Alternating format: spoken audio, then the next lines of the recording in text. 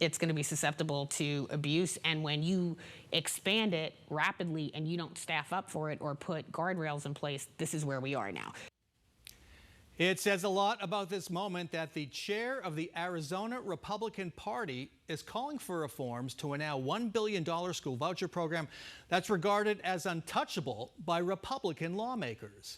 Gina Swoboda could pay a political price for her apostasy on vouchers and other red meat Republican issues. We'll get to that later in the program. Attorney General Kris Mayes joining us now. She announced investigations of the Empowerment Scholarship Account program shortly after taking office more than 2 years ago, when voucher spending was at just $300 million. Welcome back to Square Off. Thanks, Bram. So here we are. How surprised are you that the chair of the Arizona Republican Party is basically repeating a Democratic talking point about vouchers and the need for guardrails? Well, I guess it's a little bit surprising, but you know, the problem is that the people who really matter in this situation, people like Warren Peterson and Steve Montenegro and every other Republican in the legislature, still don't seem to care. I mean, Peterson ran away from your reporter when they tried to ask him about this scandal, and it's just outrageous, and they continue to defend this. That's right. Joe Dana tried to get Warren Peterson on the record, and he just kept going, and so did Senator Shauna Bollock when they were asked about this last week. Reporting by Craig Harris of our 12 News I team has revealed a family spent Empowerment Scholarship Account money, your tax dollars, on everything from diamond rings to luxury clothing to Kenmore appliances. After getting blanket approvals from Superintendent Tom Horne, he said his staff was overwhelmed by this. You said you will investigate the spending. Which particular area do you plan to investigate? We have launched a public monies investigation, which I have the authority under the law to do. And early next week, we will be sending Tom Horne essentially a demand letter asking him a series of questions, including things like what category, what legitimate category of expenditures does a diamond ring and lingerie fall under?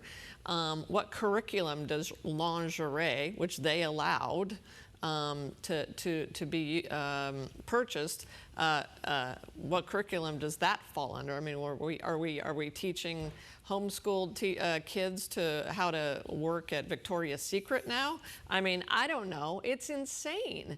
And so we've got a series of questions. As your reporting also has shown, that they're allowing a buildup in these accounts of upwards of $250,000. Are they going to allow ESA parents to spend that on a house? Is Tom Horne, could he be on the hook for any of this? And also, can you just explain real quick what a public money investigation is? Sure. So a public money investigation is we have a law that says that no public official, including me and anyone else elected, is allowed to misspend, excuse me, public money. And excuse me. And so there is that law on the books. They're not allowed to misspend public money, and no individual is allowed to receive public money unlawfully. And so that's essentially what the investigation is.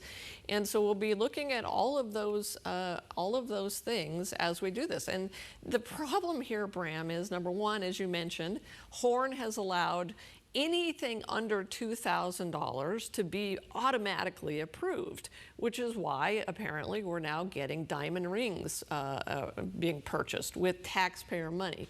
And then ultimately the problem is this legislature, which has put no guardrails on this whatsoever and has not, frankly, given Tom Horne enough auditors to audit this on the front end.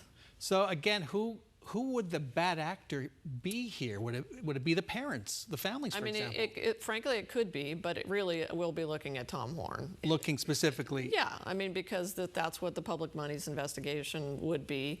But yes, parents are not allowed to spend money on these kinds of items. They shouldn't be.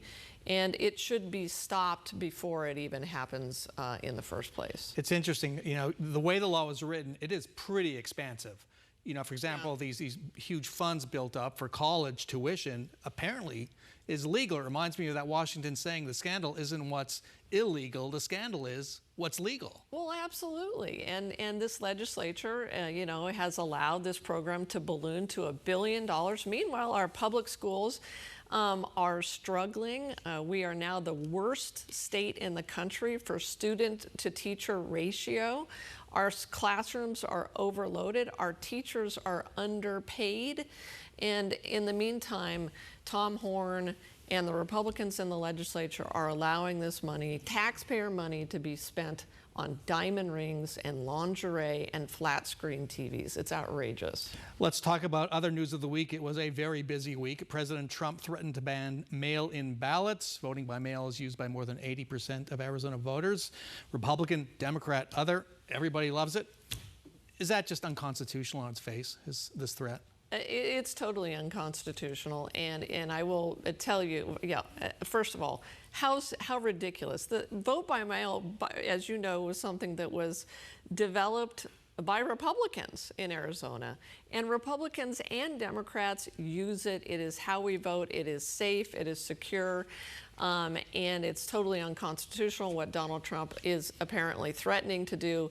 If he does it, I promise you, we will fight it. Every Democratic attorney general in this country will fight it, and there will be litigation. So I want to take this out of isolation because there's so much going on. And when you put it all together, Trump appointing U.S. federal prosecutors right here with this mail-in ballot, trying to basically federalize election law, getting Americans accustomed to seeing troops in the streets.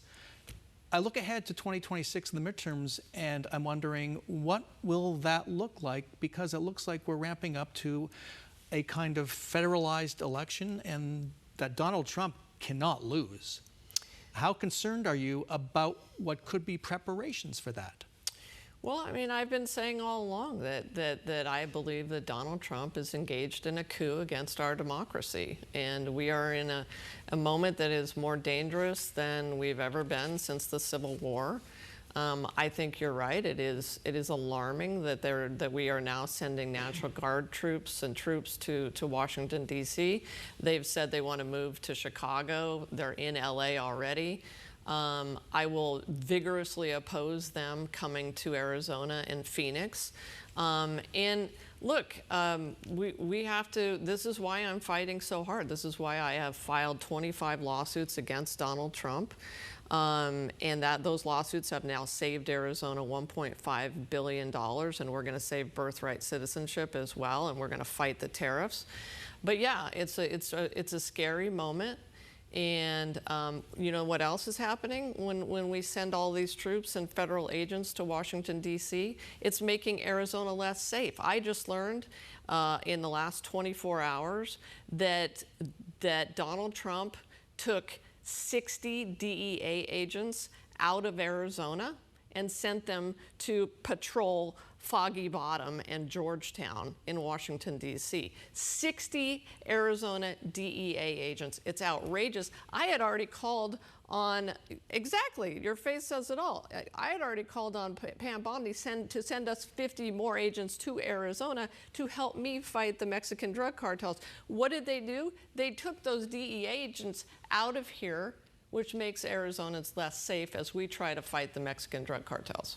All right. And that's just DEA agents. Doesn't even count FBI and ATF and whoever else they've sent to Washington, D.C. Going to have to follow up on that. I do want to get to a topic that I know it's a consumer issue that matters a lot to folks here. It's all about rental housing.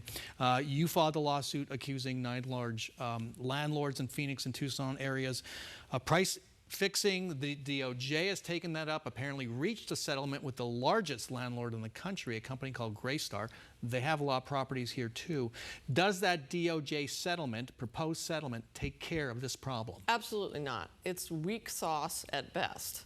And we filed our lawsuit in state court 6 months before the DOJ filed its lawsuit, actually under Biden.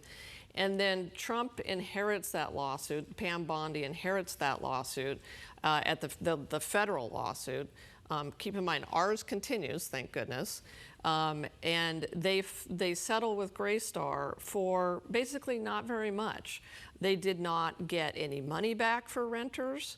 They did not get Greystar to reduce the rent back to pre-collusion levels. and they did not get Greystar to agree to that they had done anything wrong. So, you know, they still have some defendants in that case. Hopefully they'll do better.